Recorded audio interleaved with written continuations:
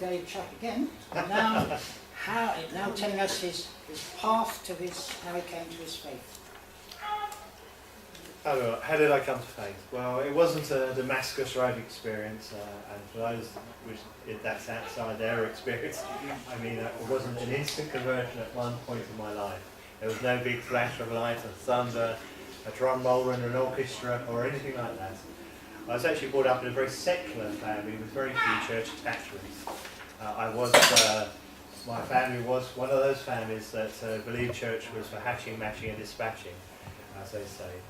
And they did go to some church ceremonies, but not very many at all. I did go to Sunday school. Sunday school was an excellent place for my parents to get rid of me for a free afternoon away from the children on a Sunday afternoon. But the lady who ran that was a personal friend of mine, has been for many years, and sadly until a few years ago when she died at the age of 100, I was still talking to her. So. Amazing lady. However, when I was 11, I joined Boys Brigade. Boys Brigade is a church-based youth organisation, very similar to Scouts. And I often stayed away from parents and stayed over at friends' houses, and particularly one friend's house whose mum and dad used to run children's homes, and they kind of took me in, looked after me, and my friend's mum, who was hosting me, was a Christian, and we spent hours and hours and hours discussing and debating Christianity and all the questions that people would ask, and possibly you had the same questions yourselves. My teenage years were full of Christianity through the Bible studies in Boys Brigade, through the debates with what I now call my mum, and I was part of a band, I was part of evangelistic out on the streets, all sorts of things, and I really kind of thought, that's it, I'm a Christian. But I was obviously very naive and very young. So after a while, as most teenagers, I rebelled.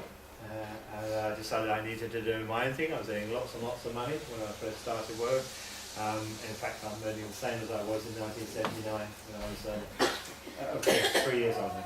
Seriously. I was a lot younger, let's just leave it at that. But because I had lots of money, I got up to all sorts of hijinks and really worked my way away from the church. I stayed a little bit in touch with Boys Brigade, and then eventually, when I was 30, I became reattached to the church. But I'm getting ahead of myself here. Really. So apparently when I was a baby I was christened. I say that because the records in the church that supposedly christened me had a huge fire and they've been destroyed. Which is rather strange in my life because just about 10 years ago my doctor's surgery burned down and all my records were destroyed as well. Here's somebody trying to rub me out. Do you really exist? Example, I have no idea. It's like the Windrush all over again. I'm sure you can become British. Windrush. No. When I was 14 I was confirmed as a Methodist. I had no idea what it said. And basically we had a 6-week course, and I still don't know what confirmation is all about. I do remember asking my church minister how I could become a church minister, and he said I was too young. So that was the end of that. So I waited all that time through a rebellion until I was about 30, when a church minister asked me to come to a men's group. It's basically a prayer group. What I want with a prayer group at that age, what attracted me was I was DJing, he was DJing. He said, we'll talk about all the DJ experiences we've had. We've both been on radio, both been on television, various other things. Over the entire course, I can't remember ever talking about music or DJing. The entire course was all about the Holy Spirit and the Bible, and I really met the Holy Spirit at that time. I ended up becoming so convinced that I wanted to be baptised in the Holy Spirit. I had to leave the Methodist Church because in those days they didn't used to baptise people. In fact, my minister was threatened with a sack if he baptised me. So I moved to another church to get baptised. And I was adult baptised in 1995, and just before that, that's the time when I'd reached the top of my IT career. I really couldn't go anywhere else but America, and I didn't want to do that. And you had that old alpha phrase which says, there must be something more to life than this. I phoned my friends in California who were working for Microsoft and people like that and said, what do you do? And like the advert, they said, we're on the beach. I said, what are you doing? Working. We're in the pub. What are you doing? Working. And then they had lots of spare social time, but it was all working. And I didn't want that. I wanted something else. So I started to train for ministry. And I began working with an evangelical church, and over probably 2 or 3 years I worked my way towards being adult baptised. This was full immersion baptism, so being dunked under by two very small ministers who could barely lift me back up, which was a little bit frightening. So you sort of lean back, they drop you in to what amounts to a big swimming pool, and then they were struggling to get me back up again. So, however, I'm here, so I survived, and it did change my life. It really did. I began working in Romford after I left the evangelical church as a pastor at YMCA. I'd already worked with various other denominations before that, the Church of England for 3 years, a Baptist church. I'd become a vicar with a Methodist church and been made redundant as well, as many of my colleagues were. So there was a lot of different paths in this circuitous route to here. So I've worked for a lot of different denominations, and I don't really see the walls that some people see between different denominations of church, or even in the Interfaith here. I think we are working together and understanding each other, and we're all the better for that, in my belief. But after YMCA came Salvation Army. The people in Salvation Army asked me to come and really do what I've done at YMCA all over again. I've been there now 5 years, and I'd like to tell you that after I became a Christian, everything went smoothly, and I lived happily ever after, a bit like a famous 5 stories. We all went home for tea, and so did Tim the dog. But that wasn't how it is, and I don't think it says anywhere in the Bible that we will have everything smooth. It does say there will be rough and good, but Bishop Stephen Cottrell is somebody I've worked with a number of times, a famous guy in Chelmsford. He'd been a bishop for 25 years now, and he said to me once, I don't know why people suffer, I don't know why people go through rough times in their lives. What I do know is, with God, you're better off than without. So he said, don't ask me, I'm a bishop, 25, I can't explain everything. That carried me well through a number of issues that I've had in my life. And I believe I have been blessed, and abundantly blessed. I'm here, well. I just had a bit of a scare in my health, and yet it came out the other end as a blessing. So at 30, when I was in this man's room, I met the Holy Spirit. I also started thinking about other things, and I've been developing those in Romford. We talk about treasure hunting and healing and all sorts of things that I've been involved in. But I was given a text by the minister. I just want to close with that text. It comes from Hebrews 10:25, and I've tried to live this out since I've been 30. And what it says is, so let's do it, full of belief, confident that we're presentable inside and out. Let's keep a firm grip on the promises that keep us going. He always keeps his word. Let us see how inventive we can be in encouraging love and helping each other out. Not avoiding worshipping together as some do, but spurring each other on, especially as we see the big day coming. And particularly that line which says, encouraging each other in love and helping out and spurring each other on, is where I've looked at time and time again and tried to find a way to live that way and help other people positively. I think the work we're doing at Salvation Army is exactly that. I know there are many other people in Romford doing very similar work, so just keep it up. You're doing great work. It's a delight to be here and part of this community. Thank you.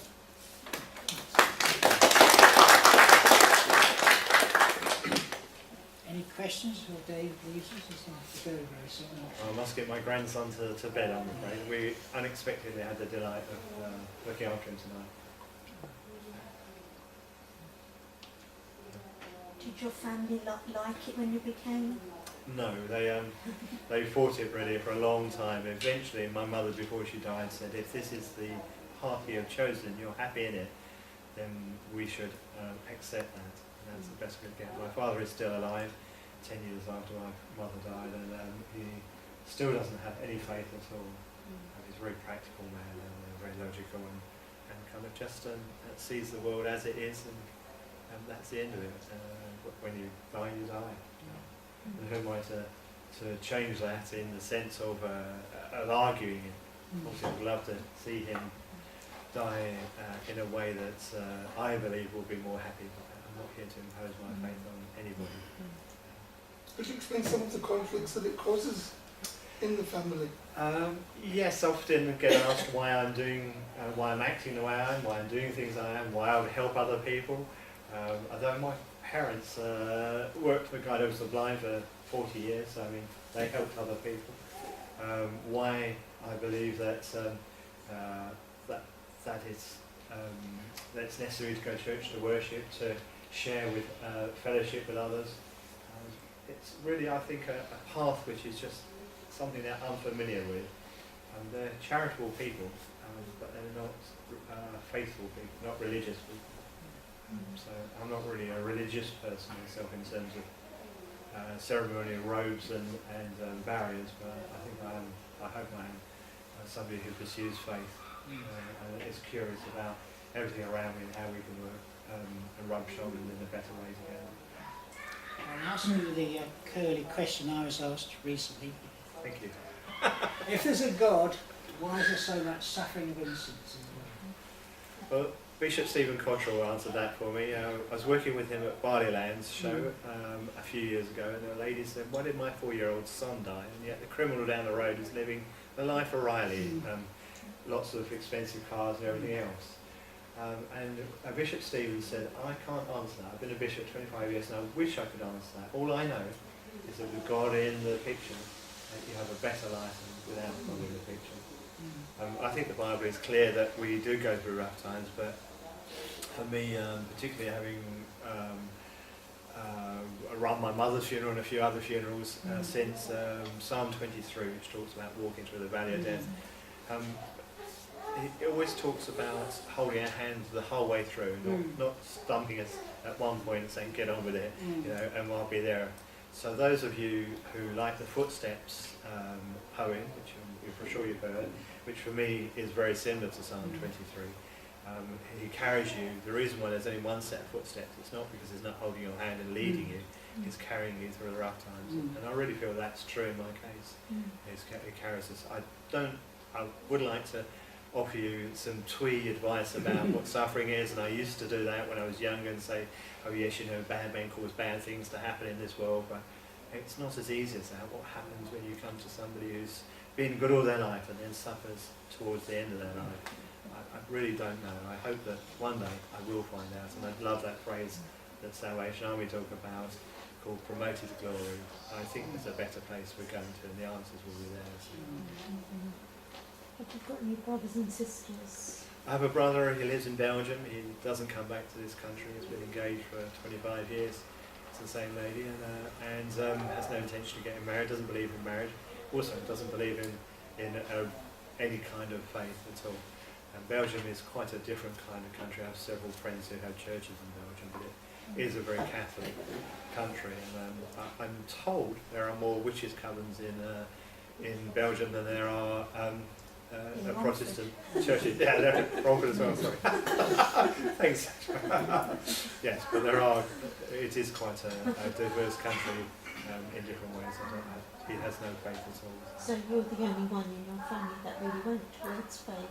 Absolutely, yes, yes. So my family is a very small family. I don't have any other relatives or cousins or aunts or uncles, or I did have grandparents, obviously, but my father's an orphan, and my mother was a single child, so I didn't have any other people in faith in the family. As I said, when I was about 12, 13, it was a difficult upbringing for a variety of reasons, which I won't go into here.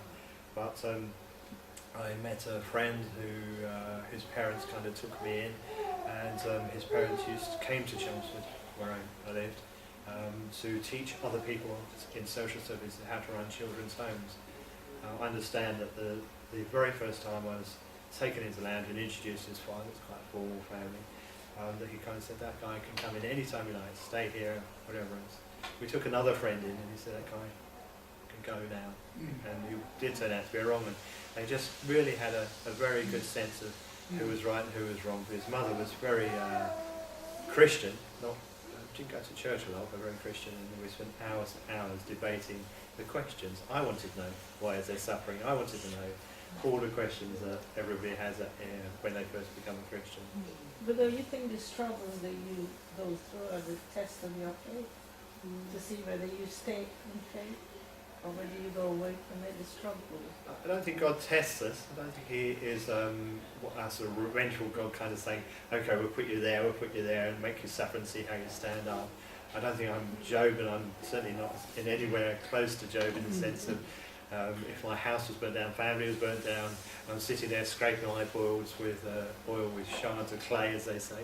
I don't know how I'd stand in that situation, whether I'd still have faith. I hope that I would, but yes, I think the tests are a measure of what responsibility it gives you later if you come out of a particular situation and you've acquitted yourself well, and that he knows that he can give you more responsibility in another situation to take on more responsibility and try to perform in a better way. So perhaps if I was a lot better person than I am, I'd be an Archbishop of Canterbury or something, but I'm not, so obviously I haven't got that responsibility yet. Maybe I'm just meant to be where I am meant to be, working. How has your faith changed your life? I think the reading that I read out makes it very clear. I've done all those bad things that everybody else does when they rebel as a teenager. I could list them all, but I'd be shocked and horrified. But I think that was part of growing up and finding out who you are. And I think in terms of changing my life, I have learnt over the years that I'm not a religious person. By that, I don't like the trappings of robes and ceremony and so forth. I have to say I do like communion, but that's a personal issue. But I'm more interested in faith. So by that I mean I'm happy out on the street, and we do go out to the street and serve tea and coffee to all the people in the street and talk about faith. It's more about faith and working together and how we can help each other than about did I sign my communion book, or when did I last confess my sins, and so on.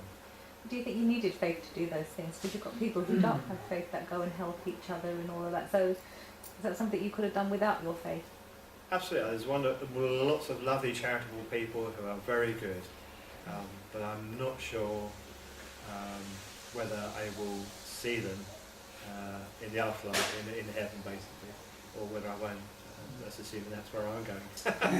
No, but in reality, I believe in the promises in the Bible. I believe that's where I'm going, and that is something which makes it hard to think of my father being 90 years old. I'm his carer, and where will we be together later on? Obviously, there are a whole set of liberal theologies there, and strict theologies which would debate that question and say that anybody who's good will end up in heaven because they've led a good life, and other people would say no, the only way through to heaven is through Jesus, and if you don't know him or believe in him, then you won't be going to heaven.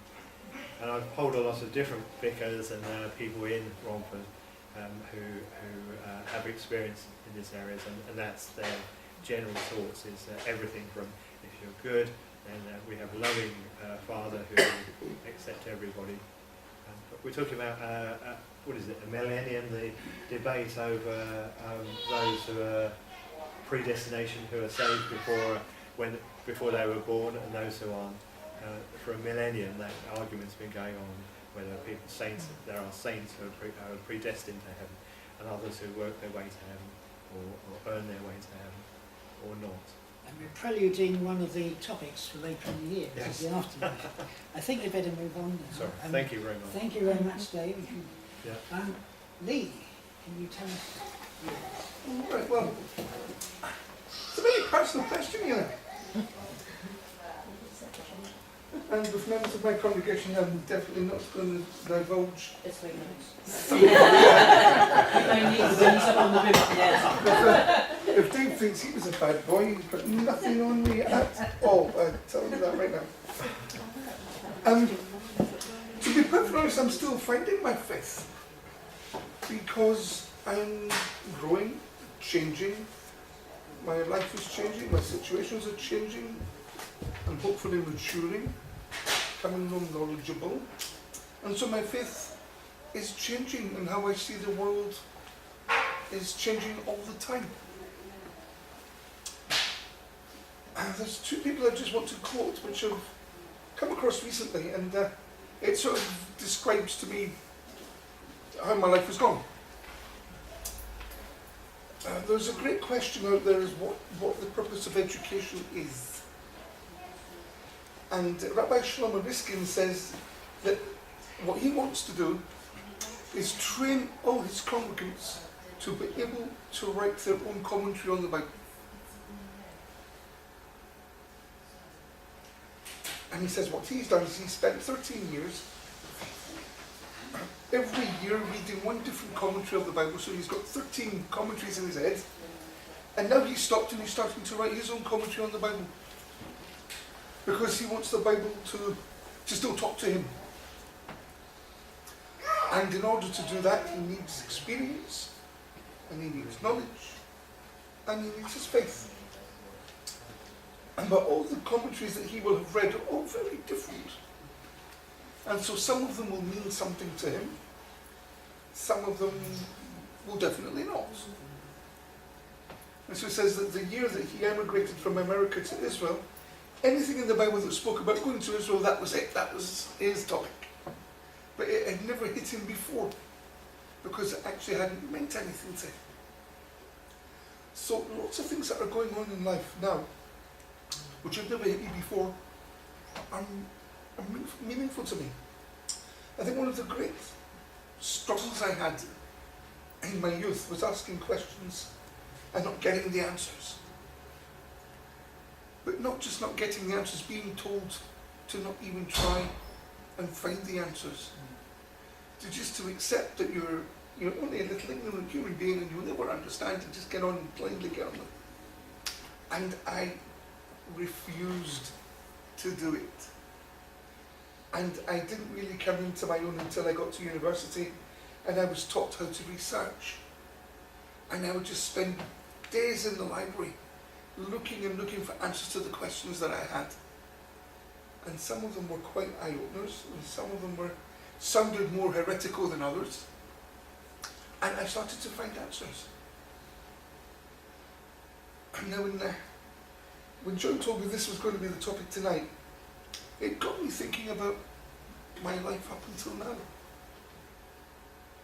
Because I've been through lots of bad things, lots of good things, made lots of mistakes, and I have a vision of life now that I never had before. And to a certain extent it's hurt me that I seem to have wasted 50 years of my life. Bless you. Until I read an article by Lord Sachs, the previous chief rabbi, who said, you know what, in order to be able to get to where you need to be in life, you have to go through an awful lot of things, and you have to go through a lot of wrong paths and a lot of paths which will become insignificant to you until you find the right one.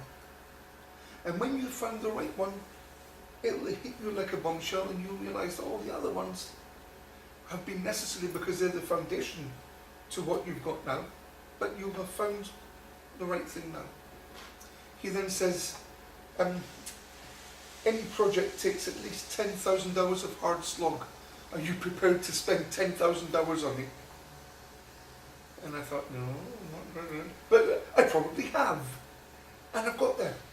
But it's just this constant striving to find answers to questions, and probably difficult questions. And I don't know if you guys know that wearing my other hat, I'm an undertaker, and I see deaths which are horrible, and suicides at least half a dozen a year, and we bury at least a dozen babies a year, and you see all sorts of things going on, and you ask questions constantly. And I recently came to the realization that, you know what, your faith might be shaken, but your belief isn't. Because if your faith is shaken, it means that you've got a belief in the first place. But you're just upset that your faith has been shaken, and you're striving for an answer. So my faith is still developing. It will probably be different next year than it is this year. My poor congregation here don't know it, but they've been on my journey for the last 4 or 5 years, because I've started to preach in a very different way than I used to. That is true. Because I've Very found stuff. true. I have found stuff that's now exciting me. And in many senses it's a lot more practical than it used to be. It's now explaining everyday life through the Bible, rather than having our religion and our everyday life being two completely separate entities and probably opposites. They now actually go side by side. And it's something that's taken me nearly 50 years to get to. So it's a progress which I've been on for ever since I started. And I can now look back and see what was wrong and what was right, and things that I used to study I'm now ashamed of, and some of it has been lying dormant for years, and all of a sudden it's now meaningful. And I think that this is the experience and maturity is what builds, or what can build, a person's faith. But also asking the difficult questions and not stopping searching until you've found the answer. And that's me. So, any difficult questions? Ask me a difficult question. I thought the one I asked Dave was the most difficult one. It's the one I haven't managed to come back. You know, why is there so much suffering in the world? And what we're told as Baha'is, Baha'is to Baha, is we're not equipped to understand that yet. We have a simple answer. And that is that God is actually rather limited. Because once he's created nature, nature has to go and work the way it works, or it'll break down. So human beings have to be let out there to work. And he can't stop them working. And we have the choice of being good or being bad. And deep down in there we all know what's good and we all know what's bad. So there's going to be wonderful, wonderful people out there, and there are going to be thoroughly rotten people out there. And our job is to recognise which is which and deal with them appropriately, but not blame God. It's not his fault. He didn't make us bad. He made us with the potential of bad, but with the potential of good. And sometimes you can see why something apparently bad happens. And my example is Franklin D. Roosevelt, who was, you know, a handsome young man, etc. Polio. Slaps him in the wheelchair. Why did God do that? If he hadn't done that, Roosevelt would have never recovered. Because he knew what it was like to suffer, and so he was the right person at the right time. And you look at that and say, my calamities, my providence, and I think, yeah, I see the wisdom of that. But it's not often you get that opportunity to see the wisdom of that. I suppose all you have to think about is, there is a wisdom that I can't see. I've preached this before. I've gone through little stages of my life that have brought me to this place. And if certain things hadn't happened, some of them rather horrible, I wouldn't be here. So they've all been part of a little jigsaw that's led me to this place. So often we are being led somewhere. And yeah, you know, you go through a field, sometimes you've got to go in ditches, and you get dirty and muddy, and but you get to your place. And it's sometimes only with hindsight that you can understand that. Which is why we try and encourage people when things aren't going bad. You know, take it on the chin. It'll be something that in the future will be of use to you. Hard as it is. All the textbooks are brilliant. They're all easy to say and rabble on, and not very easy to do. But if you do that, you will find that when you get to a certain place and look back, everything had its purpose. And of course that only comes with enough experience to have hindsight, which we adults have got, but the younger ones don't yet have. Any other questions? Difficult questions? When did you want to become a rabbi? What triggered that? I think it was about 4. One day I saw the rabbi and thought, oh, I'll have some of that. That's funny. Of course, I probably didn't understand what it meant at the time, but I was born in a funny era where interfaith things were not on the agenda. And so I came to a choice, I think I was about 12, when I either wanted to be a rabbi or a chef. But I couldn't go into school and only cook vegetarian because I was Jewish. I had to buy pork and cook it because that's what was on the curriculum. And there was no giving me any leeway whatsoever. I thought, well, I can't do that, so I better become a rabbi. So if I'd been born 20 years later, you wouldn't have to suffer with me, but you wouldn't have. You could have been a butcher. You could have been a chef instead. Oh, I tried that.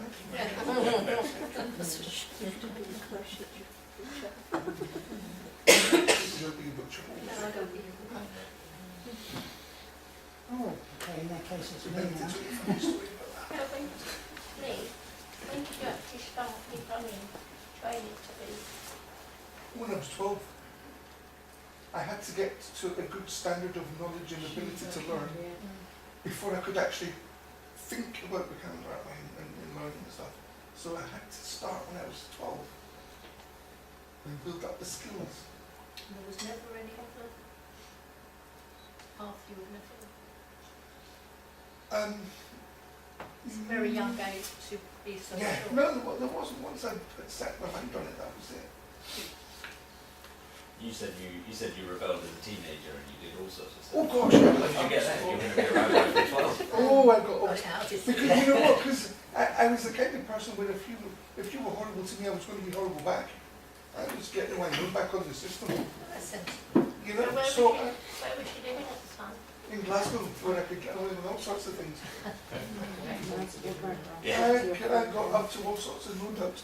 I'm still the only rabbi in Glasgow's history who got kicked out of a pub on New Year's Eve for being drunk and disorderly. Credit to you, credit to you. You're just assimilating in Glasgow. Absolutely. That's right, that's what they expected of Yeah, you there. exactly. I still have that dishonor. Okay. We still talk about it. I'm still here to talk about it. Don't keep that hidden, that's good. Well, my background, according to from my mother's side at least, is Protestant Christianity, dating back to Huguenots, who had to escape from Europe to England in the 16th, 17th century because of persecution in Europe. So I come from that side in one places. I was christened, I think. I had a godmother. Anglican family. My aunt and uncle were Christian missionaries in Africa. My mother lost her faith in the war when my father was killed. I went to Sunday school at 5 and I came back talking about death, and my mother thought it's not natural for a 5-year-old to be worried about death, so that was the end of me going to Sunday school. I always believed in Christ, but never quite cottoned on to the church. My missionary uncle took me to church once and I did not find it inspiring. I didn't know whether to stand up or sit down. It was all this, it seemed to be something by rote almost. I didn't get any spirituality from it. I always said the Lord's Prayer every night.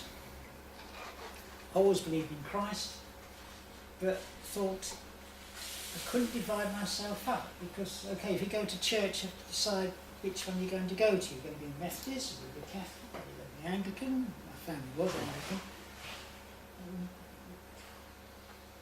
So I just said the Lord's Prayer every night.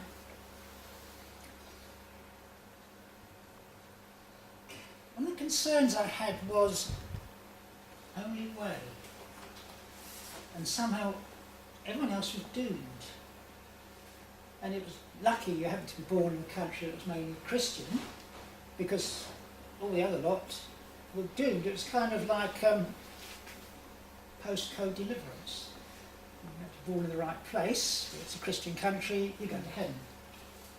Born in somewhere like Saudi Arabia, not a Christian country, hard luck, you got born in the wrong place. That did not seem to tie up with a merciful God, especially since my knowledge of other faiths, although not extensive, I knew that they were taught the right same sort of things. So why would that not be doomed and only Christians saved? Couldn't quite connect with that.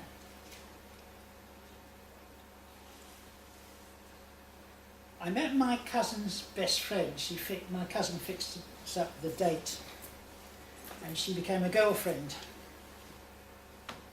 And one day she said that she'd become a Bahai. I thought, oh no, what on earth is this all about? And so she told me, and I thought, oh, well, that doesn't seem quite so bad. And she said, look, that the Bahai faith teaches that religions come to different places at different times as we need it. As we need guidance, God gives us guidance, and He gives us the guidance for that time. But we can't understand it all, else we'd be God. So there comes another stage and we need a bit more, and then a bit more, and then a bit more. And this is a continual process. That sort of made sense to me. So all the other faiths weren't completely beyond the pale. They were part of this whole system. I started to go to what Baha'is call firesides, where you ask questions and learn about the faith and so on. My concern all the time was, am I betraying Christ? How does this connect with Christ? One of the things that the Christ says is that by their fruits shall you know them. I looked at the fruits of the Baha'i faith. I saw people who came from Hinduism saying Baha'u'llah is the latest incarnation of Krishna. I met people who had been Muslims saying this is the Qayyum of Shia Islam, or Christ's return for Sunni Islam. I met Buddhists who said Baha'u'llah is the fifth Buddha.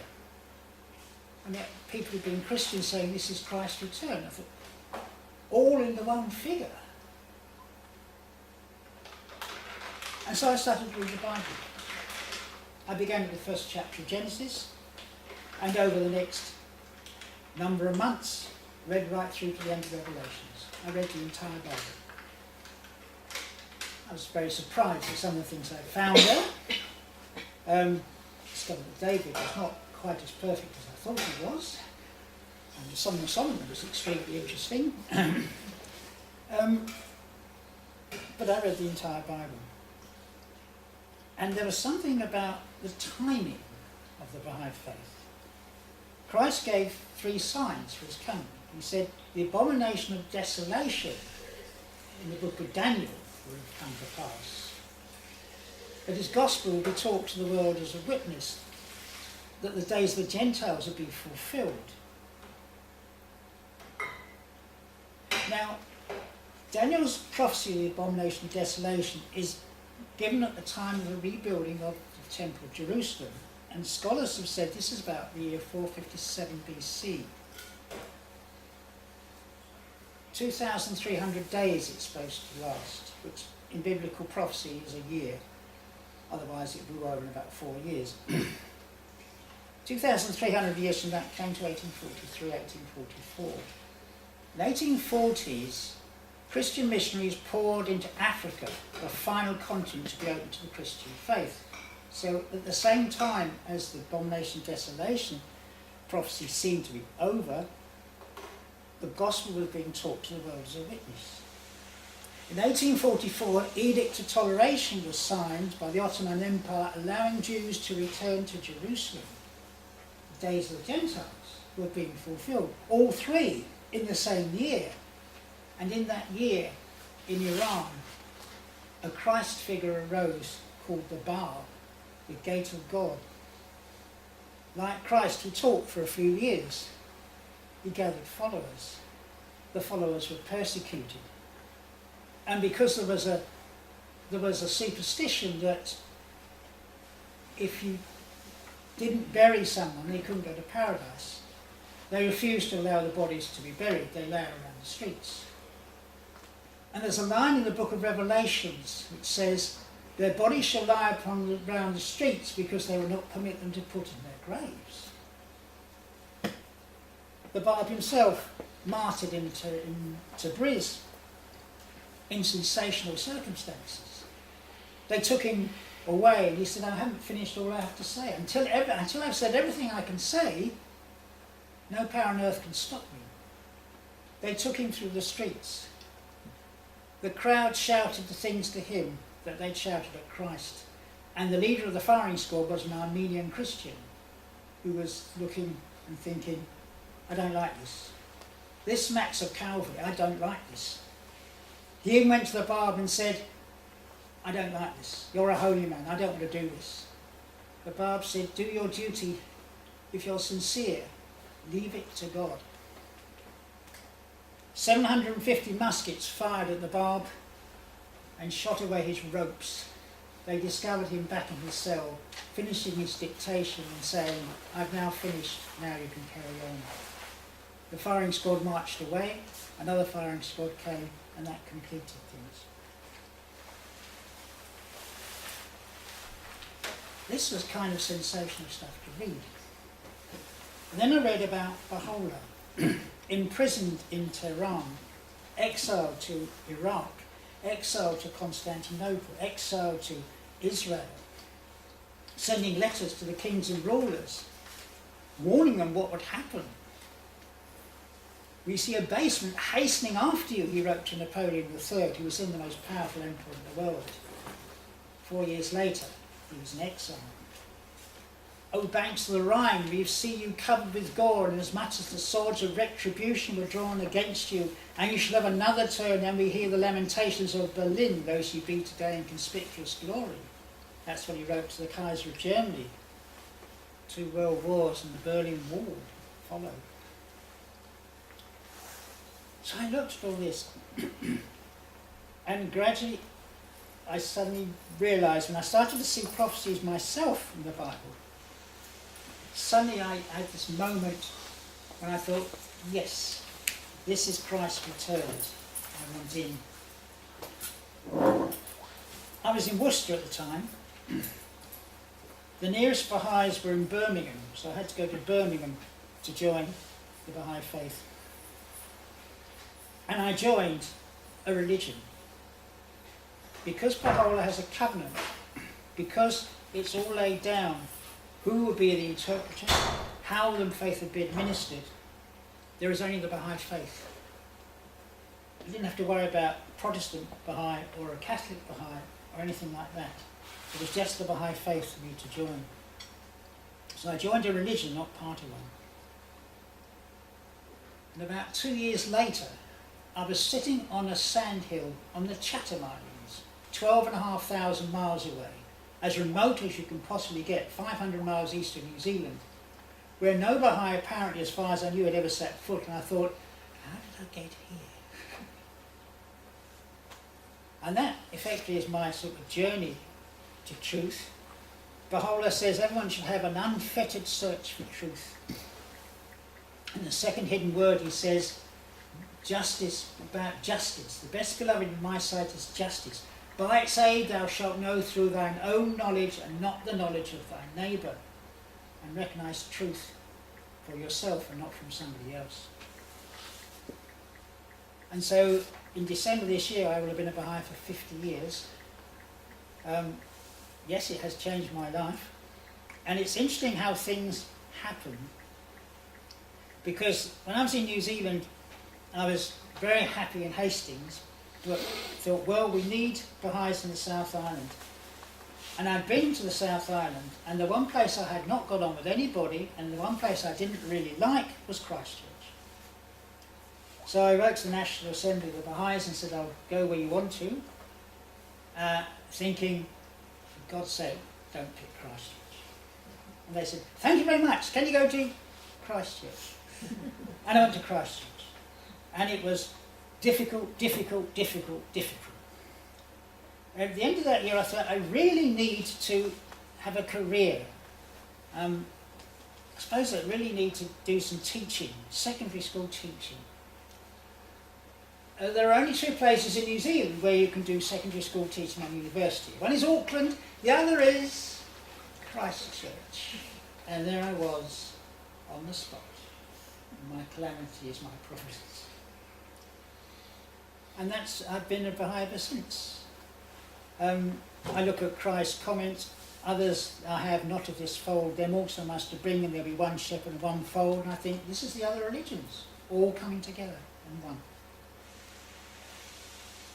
Okay. Can I just ask, when you became a Bahai, do you have to make some kind of declaration, like in Islam we do the Shahada? Do you have to do something like that? Or You have a declaration, you say that you believe that the Bab is the forerunner of Baha'u'llah, that Baha'u'llah is the manifestation of God for this day, the messenger of God for this day, and that you believe in Abdul Baha, Baha'u'llah's son, is the interpreter of his teachings, and that you will follow the administrative order that's been laid down by Baha'u'llah. so it's a certain And that words you that recognise there are laws to be followed, Mm. such as not drinking and so on, not gambling. That's similar to the Quran. So is it specific words that you say, or is it just a general belief? You just sign to the effect. It's mainly about the recognition of Baha'u'llah as the manifestation of God, and recognition of the administration, how the faith is run, and the interpretations of the Quran. And how did your family react when you converted to being a Bahai? Well, my mother said that she felt she'd been indoctrinated as a child, and she'd lost her faith in the war, and she'd always determined that I would find my own faith, and now I had. And she went and spoke to someone she'd known for years, and that person said, "I've heard nothing but good about the Baha'is," so she got something positive. So my mother was quite happy about it. It was my decision. So she was quite happy that you'd found your feet. Yes, I found my faith. And my missionary uncle, surprisingly enough, was very interested in what I had to say. Of course, there's no clergy in the Baha'i faith. He thought that was a good idea because we have elected institutions. And 2 or 3 days ago, we elected annually. We have an annual election for the spiritual assembly. So we had the spiritual assembly elections for Havering. So we don't actually have faith leaders, which confuses people somewhat. They say I'm a faith leader. Well, no, I'm a member of the spiritual assembly of Havering. But next year I might not be, because I might not be voted on. And it's administered, this is the local level, and then you have a national spiritual assembly. We have delegates going from every area, elected delegates going and electing the national spiritual assembly. And every 5 years, the national spiritual assemblies, these are nine in each body, elects the Universal House of Justice in Haifa.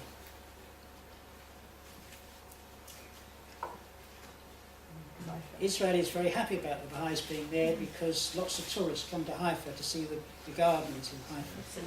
And they are absolutely wonderful. They look stunning. They are I've only seen it. They're a fantastic place to walk towards. Something I did do when I was there a few years ago. Because I've been there twice. You have to ask permission to go, otherwise Baha'is will be swimming all over the place. When?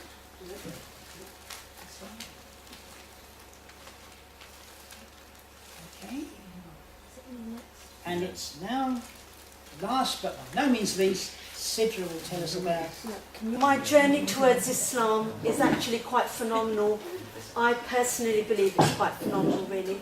Since I've been to see the Queen, I have been invited to so many important places to tell people, first of all, what inspired me to become the person that I am today. What did I do to get to see the Queen at Buckingham Palace? And now, how did I come towards my faith? So this talk is really an amalgamation of all three, and it is all completely linked, believe it or not. Now, everything I say towards the beginning of the PowerPoint, you might think, what's she telling us that about? Why do we need to know about that? But everything I tell you towards the beginning of the PowerPoint will have a great significance later on in my life. So the first part of my life was God building up me academically. It really was. One after the other, I was going up academically, building up my talents. And then the second part of my life was me using those talents for the purpose of Islam. That's exactly how it was for me.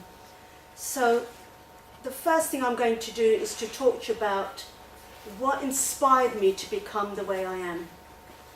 And my first hero in my life was actually my dad. And first of all, I was born in a very highly educated family. I'm telling you this for a reason as well. Very highly educated family. We were from the city. Our parents always told us that. Everyone on my mum's and my dad's side, they all had degrees. Even my granddads, both of the granddads on my mum's and my dad's side, both had degrees. And they were actually had degrees from the days of the British Empire.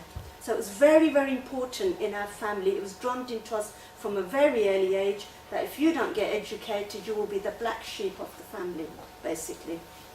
And my dad came to England in 1962 as a young student, and he did 2 degrees here in Bradford University from this country.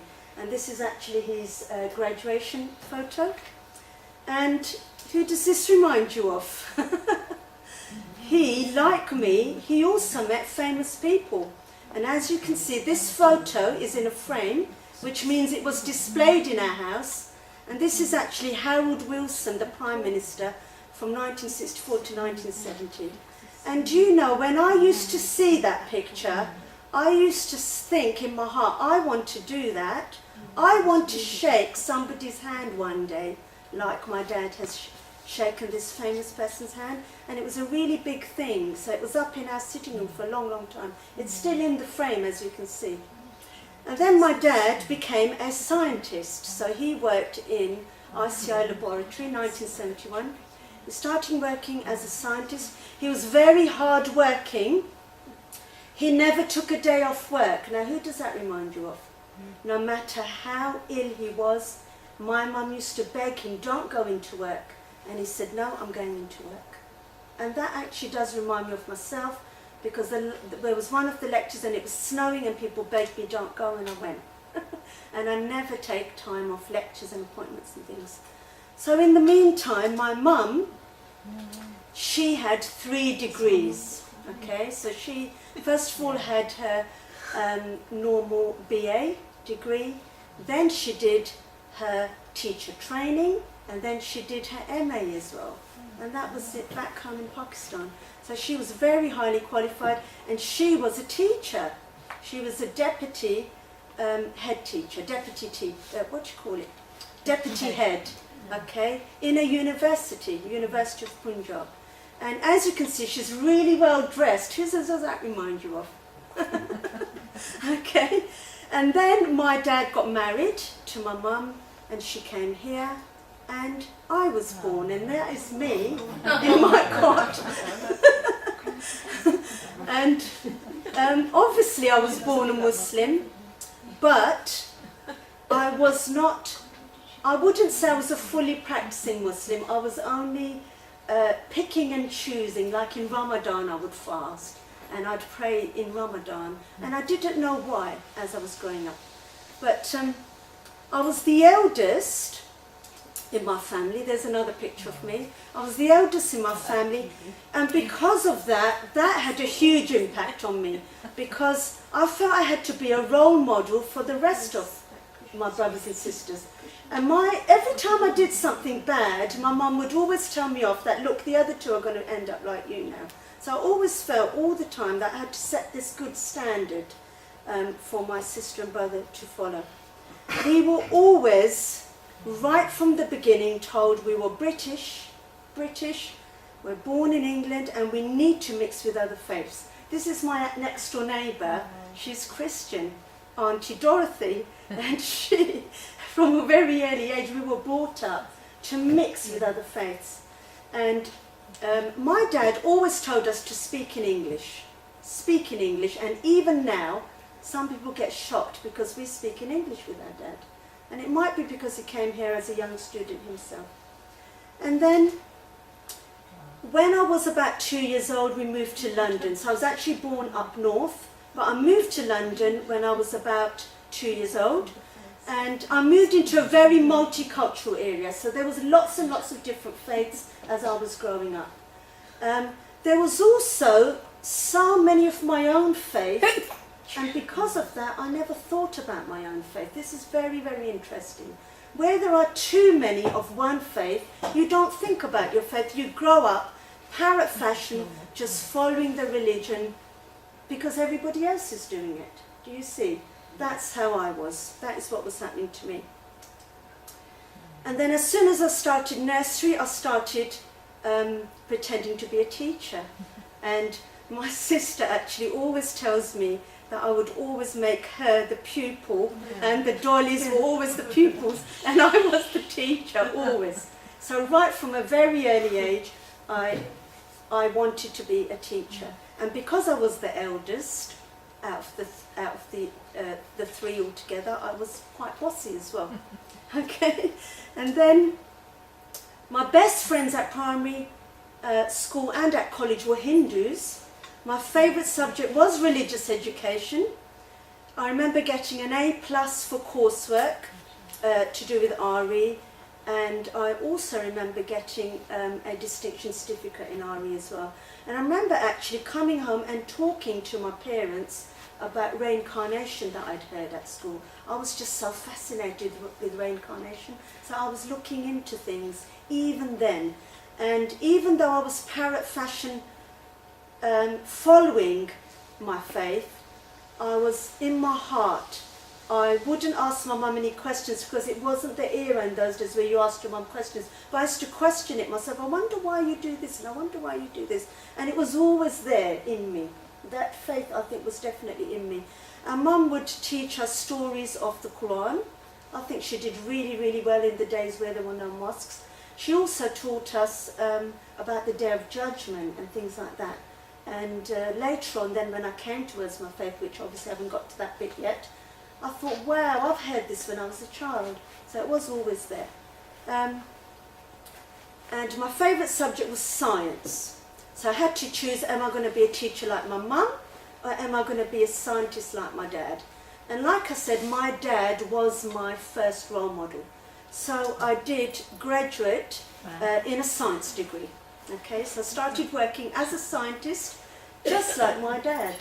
And I worked in Moorfields Eye Hospital, and at the back of Moorfields Eye Hospital was the Institute of Ophthalmology. And look at this picture, that's me in the science lab, just like my dad was in the science lab. So it was very, very interesting, very psychological, I think, what was happening in my life. As soon as I graduated, I was a very young girl and I got engaged. Okay, straight away, as soon as the degree finished. And it was a very traditional arranged marriage. A lot of people look at me and think, oh, she's such a strong woman, she must have chosen her own. But no, I did have a very traditional arranged marriage. Many practices were cultural, but I didn't know at the time that they were not part of the religion, so I didn't distinguish between the two. My husband was doing his medicine in Bath at the time, so I knew that my job as a scientist I would have to give up at one stage. So I started applying for jobs and I couldn't get any, okay, as a scientist. Bath is a very small town. And then do you know what? This is what I call fate, and I really do believe it was from God. I met my old primary school teacher in Tesco. This is while I was still engaged. And I told her I don't know what to do, I can't find a job, and I'm going to be moving in Bath soon, in a couple of months when I get married. And she said to me, you know what, you should be a teacher. Because when I was at school, I was multi-talented in so many subjects. I was always the teacher's pet. And she said, you'd make a really good teacher. You've got a loving personality, you're very creative, very artistic, you're good at so many subjects, and you should just go and be a teacher. So I applied in the Bath region, I applied to be a teacher, and guess what, I got a space. Because it was to come what was going to happen. God had everything planned what was to happen. So then I got married, went to Bath, did my postgraduate in teaching, which was the best thing that I ever did. I specialised in science, I didn't lose the science degree either. And all of those skills then I put together, and just before my children were born, I trained as a teacher, and I did lots. Academically, I built up here, and it's all of this then in the second half of my life that I will be using. So I qualified first of all as a teacher, then later on I did a further specialism an MSc in special educational, social and emotional mental health and wellbeing needs, like my mum. Exactly the same story as my mum. She did 3 degrees and I did 3 degrees. So I then started, when my daughter was about 5 years old and she started school, that is when then I went in and started my career, and that I only used to go in 1 day a week, and then it gradually got bigger and bigger. So I was arranging, chairing and hosting Brentwood School's SENCO cluster meetings. SENCO is a special educational needs coordinator, which is a specialist teacher. I trained other SENCOs in Essex. I represented primary SENCOs for Essex County Council. I was the vice chair on Brentwood behaviour, attendance and pastoral meetings. I represented all SENCOs in Essex, regularly gave lectures. I started giving lectures on special needs, mental health, in conferences, universities. And I started running parenting courses on behaviour, health, mental health, emotional development in children. And this is how I looked at the time, hair out, everything. Okay. I was still dressed modestly though, but at this stage, this is how I was. Very professional, did everything. And then, do you know what? There was a big turning point in my life. There were 2, okay? This is the first one, 9/11. And you know when Dave was talking earlier and he said it was really, really slow, everything was with him, and then he came towards his faith? With me, it was boom. It was a big boom, and that was the point at which, in a way, I became Muslim. Seriously, that's how quick it was. So I went to school that day to collect my children from school, and up at that stage, people had asked me, what religion are you? Because at this stage I was living in Brentwood. People would ask me, what religion are you? And I'd say Muslim, and there was nothing. Nobody would even bat an eyelid. That's how the atmosphere was. And when 9/11 happened on that same day, I went to collect my children from school, and 5 mums who were my friends came up to me and said, what religion did you say you were again? And all of a sudden I was ashamed to say that I'm Muslim. And I said Islam, and they went, oh, Islam? Oh, is that the religion where people, is it okay in your religion to kill other people? Can you bomb other people? Are you allowed to commit suicide? Is it in your religion to do this? Is it in your religion to do this? And then later on in that same week, I went to help with swimming with my daughter's class, and this lady goes to me, do you know what? Isn't it in Islam where you walk 10 feet behind your husband? And all I knew was that in my family that doesn't happen, but my family was different anyway from other Muslims, because we were highly educated and we were from a city area. So maybe it doesn't happen in our family because of that, but maybe it is in the religion. So do you know what? I had to find questions to answer to these mums who were my friends. And there was no internet. We are going back to 9/11. It was rubbish. There was nothing there. And Brentwood Library, do you think they're going to have anything on Islam? Nothing. So, picked up a Quran, started reading it in English, which, parrot fashion, even my mum had read it in Arabic. Started asking my mum questions she didn't know either. So, like you said, and you know my talk is amalgamation of all 3 of yours. You know, like you said, there were difficult questions and you had to look into things. I started looking into things right down to the sources. And did you know my mum went to Saudi Arabia and she imported over all the 9 volumes of the hadiths that I started looking at. So I started looking into everything and I thought, wow, what a beautiful religion. It isn't like that, and it isn't like that. And like Dave was saying, it was a slow process. For me, no. For me, it was, you know, there's a saying in our religion that when the signs of the Day of Judgment come, one thing happens and then everything is like beads falling off a necklace. One by one, one by one, one by one. That was what it was like for me, overnight. One thing happened towards Islam, I did it, the next thing happened, and the next thing happened, and the next thing happened, and I'm still at it today. That's how it was like for me. So I took my children to an Islamic school, which was a Sunday school, like you have Sunday school in the synagogue and you have a Sunday school in the churches, because there was nowhere for my children to go. And I went there, and all of a sudden the teacher comes up, well, it wasn't the teacher, it was the head teacher who was like a manager. She comes up to me and said, "Did you say you're a teacher?" I said, "Yeah." "And you're Muslim?" And I said, "Yeah." She goes, "Right, we need you. Get over here right now. This is your class. We need you to teach Islam." And I didn't even know anything myself. How can I teach Islam if I don't even know myself? So I started researching, and do you know that God helped me each and every inch of the way. One thing really that sticks out for me was I wanted to do an Adam and Eve play, and I didn't know what to do, and all of a sudden one of my friends phoned me who hadn't been in touch with me for years and years, and she phoned me and she goes, "Oh, guess what, I went to an Adam and Eve play last night in the mosque." Now that is not a coincidence for me, because that woman, I had not seen her for over 20 years, and she rang me out of the blue. She'd got the number of my mum, and she was talking to me about this Adam and Eve play, which I had scheduled for the following week, and I wasn't sure what to do. And then I decided I would do how Eid is celebrated around the world in that school, and I thought, how am I going to find out about this?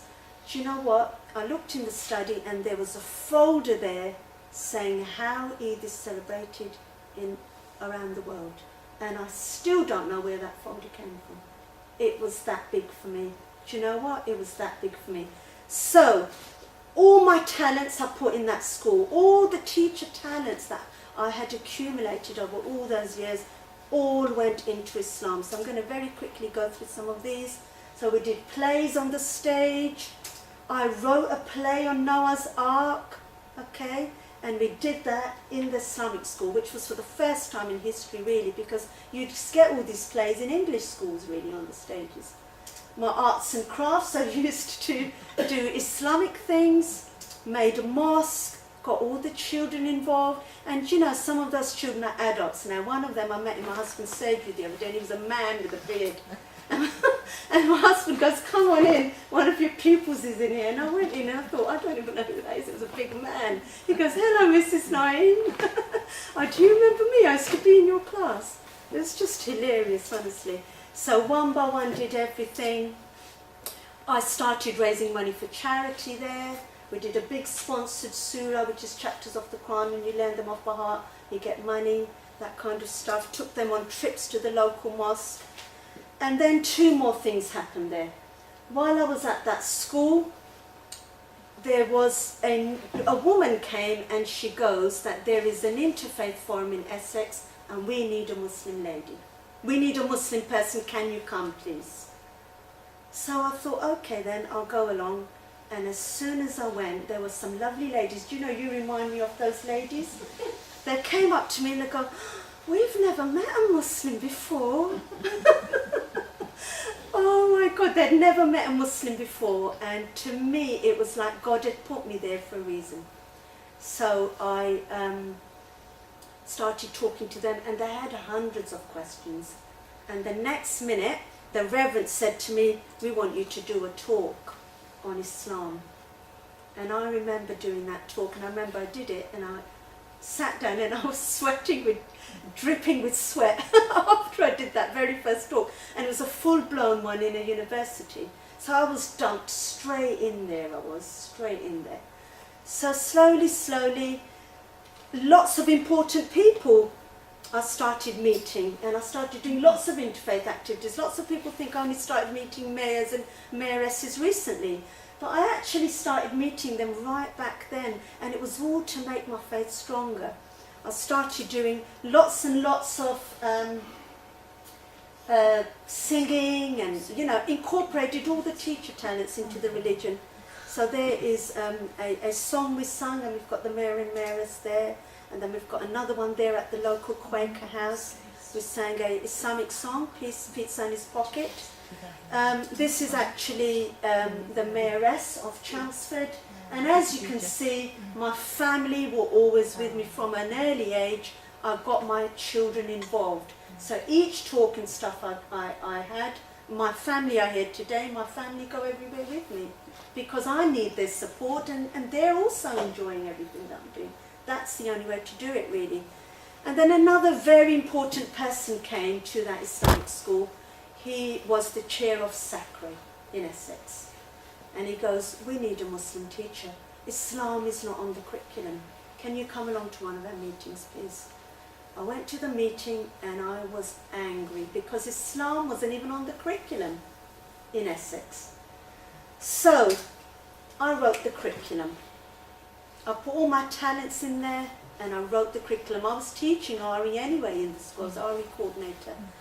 And then as soon as that curriculum was written, what started happening? School visits. Everywhere people were calling me for school visits. I got hold of this imam who I thought would be good, and I took him with me to the school visit. And the very first school visit, I took him along with me. I did the talk and he did the questions and answers because I wasn't very confident. And do you know what? He let me down. He told all the children they were going to go to hell because they're not Muslim.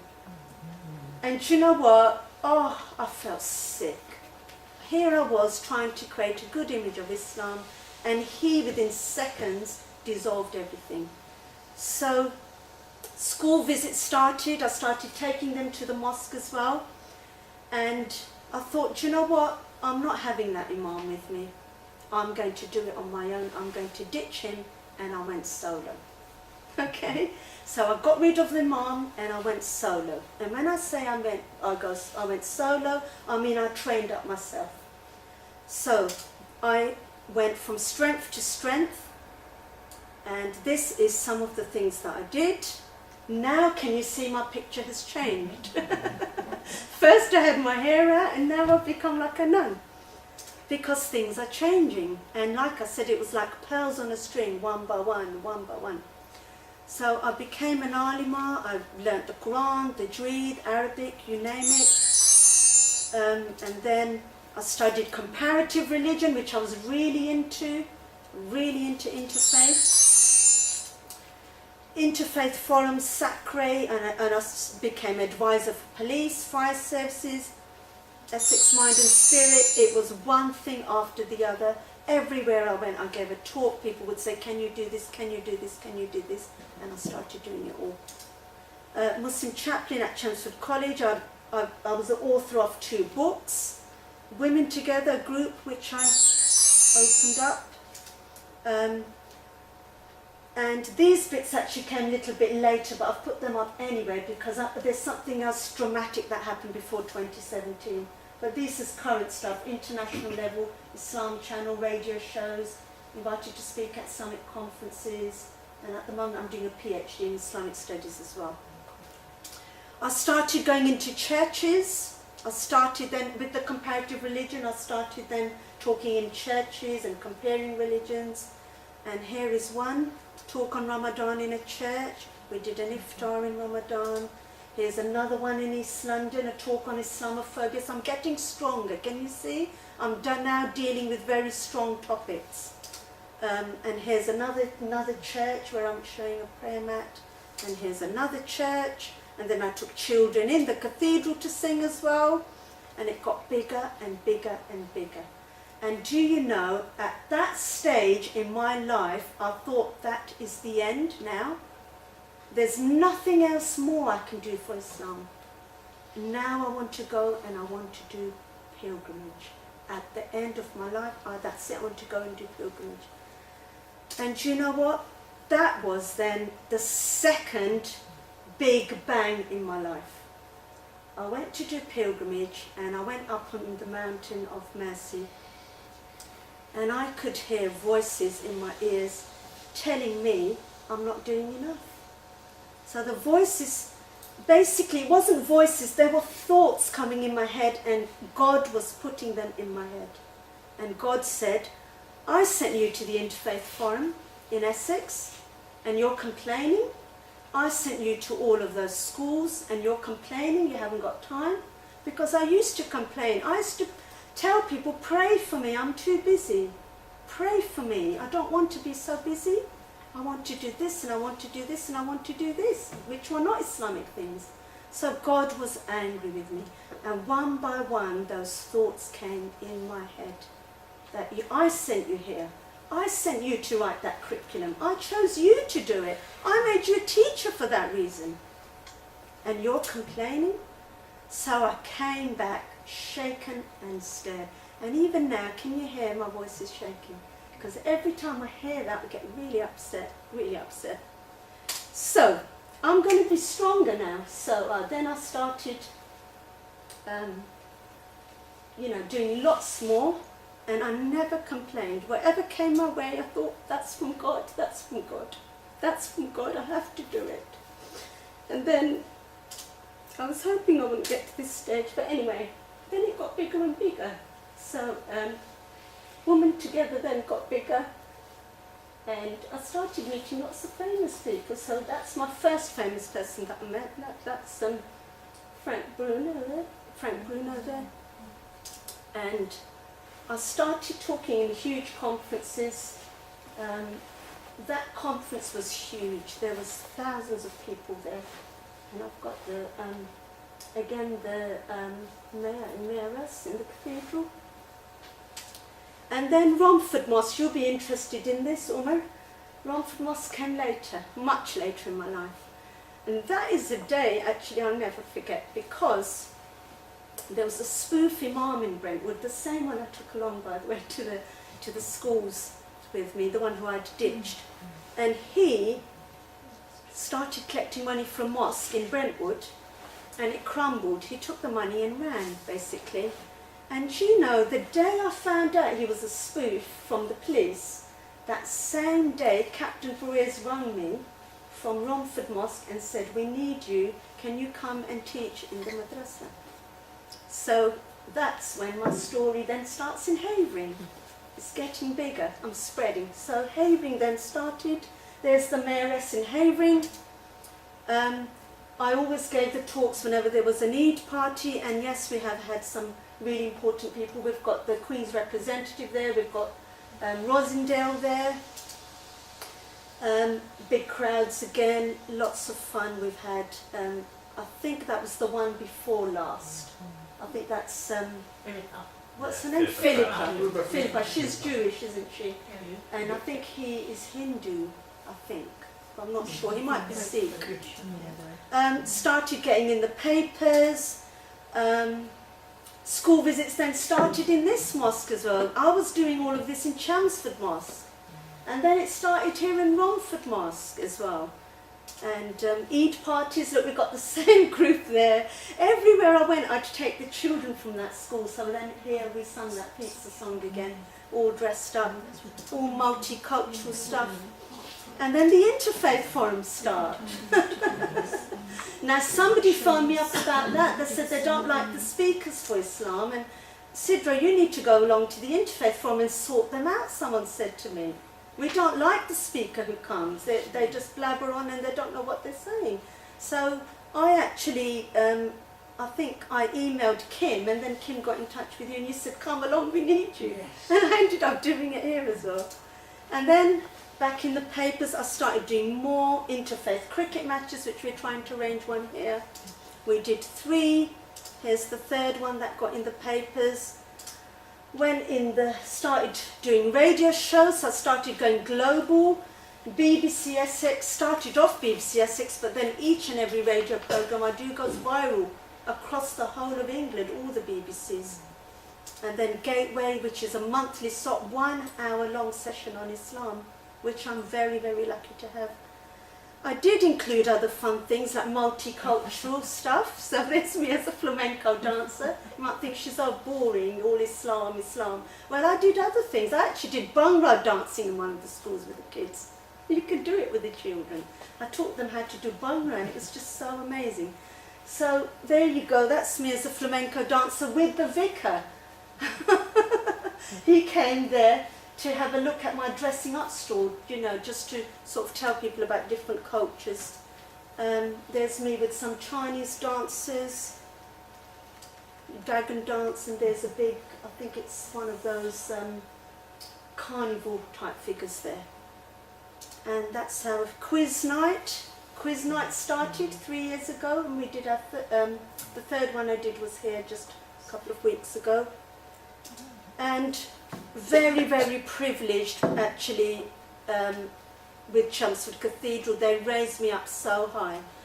They, each and every Commonwealth service or Essex County Council civic service, they always call me and they always tell me to do a reading, and I'm always the first one.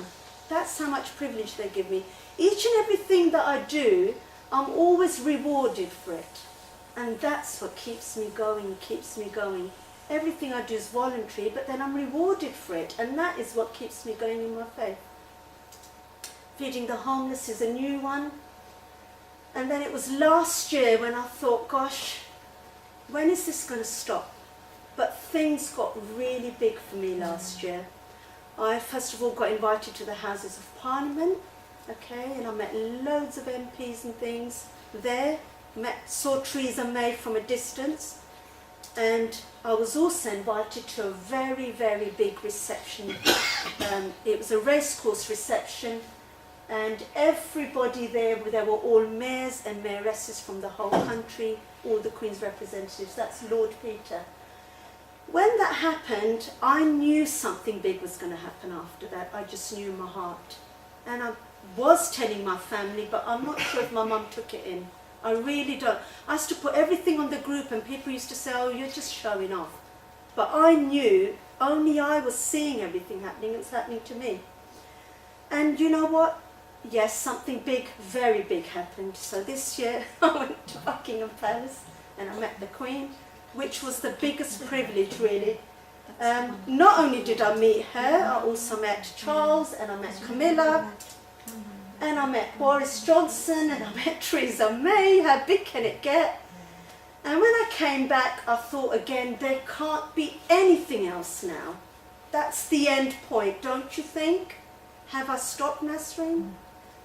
Goodness, I'm being called to Muslim Council of Britain, are after me like anything. Come and talk with us. Big, huge conferences. When I went to Ahmed Bukhatir's concert, there was more people queuing up for my autograph than there were for his. I was there standing for his autograph, and there was a queue behind me for mine. It was absolutely hilarious. And when I tell my family I'm really famous, they don't get it. They only see me as their daughter, their sister, or their mother. They don't see it. Do you know that? They do not see it. I don't think they see it. No. That is, who's that? Corbyn. There you go. Saw him only on Friday. I saw him only on Friday. That's a selfie. And the Commonwealth Party that I got invited to. I had another phone call from Buckingham Palace, everyone, a couple of days ago. And the reason was they weren't going to call me to the Commonwealth Party, so I went along. And I was the only one chosen out of all of our group to do a talk. I felt so privileged. I also met, actually the previous picture had the King of Nigeria there on the corner there. And I also met oh, you're only allowed to say Royal Highness, because I asked them their names and they said, well, Royal Highness you have to call us. So Royal Highness, Princess Maradian and Princess Toyin from Nigeria. And I have also met Royal Highness Princess Muzwara Makoni from Zimbabwe. So I met that royal family from around the whole world. And a lot of people think she's so busy, her house must be a tip. But you come to my house, it's crystal clean and it's well decorated, just like my PowerPoints. And everything gets done. If you're out there in the way of God, everything gets done. God finds the time for everything. Believe me. People say, I haven't got time to go here, I haven't got time to go here. When it's for God, God finds the time. Sometimes I go home, there's no dinner on the table, someone will knock on the door and they'll say, here's some dinner for you, Sidra. I am not joking about that. Little things like that happen to me all the time, and you know God wants you to do it. God is the one who's guiding you and He wants you to do it. Sometimes I'm at work, and this is not a joke, this one spooks me out like anything. I'm at work, I get an email, Sidra, can you please come and speak on this conference? And it's on a day of my job. I'm about to email and say, sorry, I can't do it. My manager comes and says, Sidra, in this week, can you swap this Wednesday for this day? Do you know, that spooks me out like anything. And then instead of emailing and say, sorry, I can't do it, the email says, yes, I'm coming. I will do it, I'm coming. Do you see? So I feel, anyway, that God chooses who he does as well. And he puts those talents in you so that you can do the work for Islam, for your religion. Those talents are all in you. So I'm sorry I went on a bit, but as you can see, I'm super enthusiastic. So I'd like to take questions actually now, and I would like to I would like you to ask me questions, because I think it would be interesting for everybody. I think you had a question earlier on, didn't you? Me? Yeah. Yes. When you're out in the public domain, presumably you're under a microscope. How do you cope with intrusion, and how does your family cope with that? I don't think my family see it, to be quite honest with you. Because, like I've said, I feel my family are in a bubble, but it's because they don't know me as this famous figure. They see me as their mother, their sister and their daughter. My husband sees it, funny enough. You know why? Because it's always him who opens the post, and there's like this, the invitation to the Queen, he had it. He opened it, and then any thank you letters that come, he opens it, you know. But it's really interesting when my mum's friends tell her, it's all of a sudden boom in her face. Honestly, one of my friends, she saw me giving a lecture and then told her friend, who was my mum's friend, and that friend went and told my mum that there's this girl in Essex who teaches Islam really well. You don't think that's your daughter, do you? and my mum, you know, like my mum, she just thinks, yeah, she's doing everything, you know. And then she asked me, she goes, did you give a talk in Basildon last week? And I said, yeah, Mum, that was me. That was me. So it hits them, but I don't know. It's different with family, but I find that with lots of faiths. They see you as their mother, daughter or wife. They don't see you as this public figure, but my friends do, and that's the difference. My friends, oh my God, I put a YouTube video on a group and it's like 100 messages underneath. Oh wow, I like this bit, and oh I like this bit that you said, and well done, and carry on. Oh, and when's your next lecture, and when's the next photo? Where's the photo to the Queen? I want to see this and I want to see that. So it's different, but you just learn to live with it, really. You learn to live with it. Yes? When you took up Islam, Yes. how did your husband feel? Because it's Yeah. unusual. Yeah. I think that my rest of the other family was different more. My husband was very good.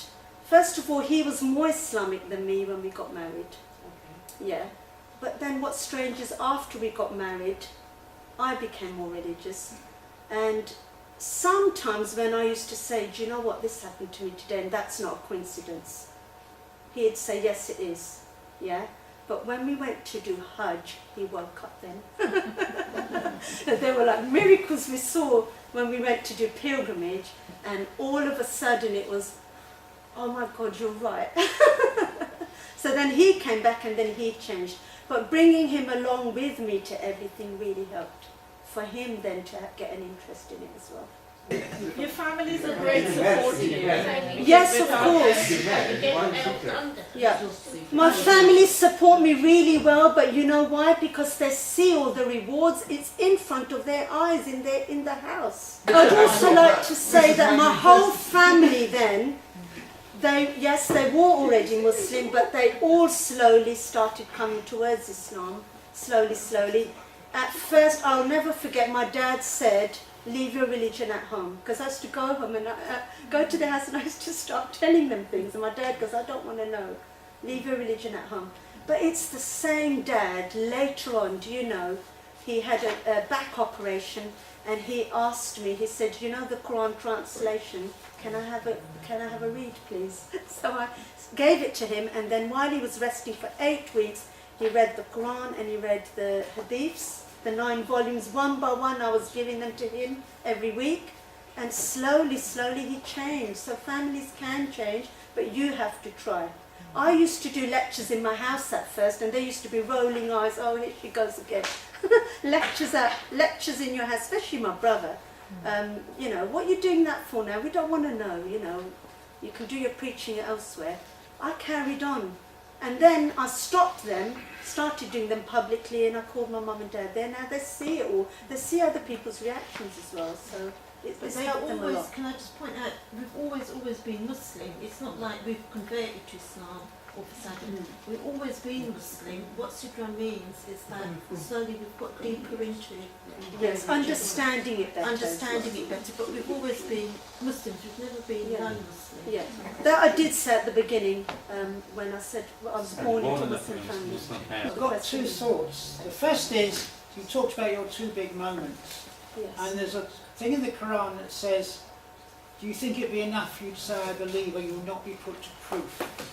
And it seems that those 2 moments were you being put to proof. You see what I mean? I think there were wake-up calls. Yes, that's what I meant. You said, you suddenly, well, am I... And the other thing was, you talked about how some mullahs, some Muslims muck things up. Say that again, sorry, because You it's a said bit of about talking. you said about how a mullah mucked things up for your talk. An imam. An imam. Oh yes, Because yes. I was at an Interfaith in New Zealand, and we were talking at the end. There was a Buddhist, a Christian, a Muslim, and myself. Yes. And I said, well, if everyone followed exactly what they said in their religion, there wouldn't be any problems. He said, well, no, if I was a good Muslim, I would kill you. And I said, God loveth not the aggressor, which is a quote from the Quran. And he was furious that I should know the Quran. But I mean, it was. You know, I had a quote from the Quran that said, you would do nothing of the kind. Yes.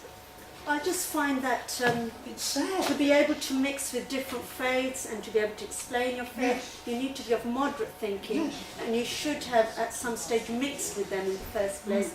It's not all black and white, hard and fast rules. There's a different way when you preach Islam to Muslims, and a different way when you talk about Islam to non-Muslims. Completely different way altogether.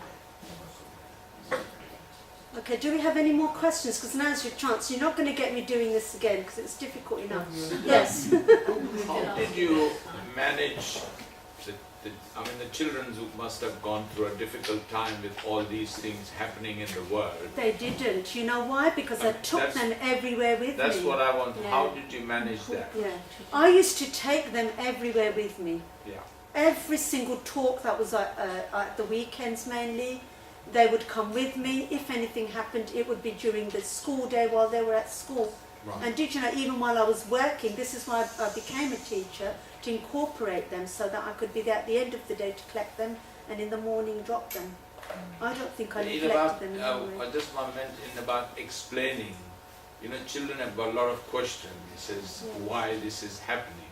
And about explaining They didn't to them. ask, they grew up with it, because my daughter was 5 years old, I would say, when the Islam started. So I don't think they had that stage in their life where it suddenly happened. They grew up with it. They've always seen their mum like this, which is why it doesn't affect them in any way. Do you see? It's no big deal. I hear it's mum giving, another one, Whereas everyone else, they get excited, so it's different. Well, I don't know how you do it all.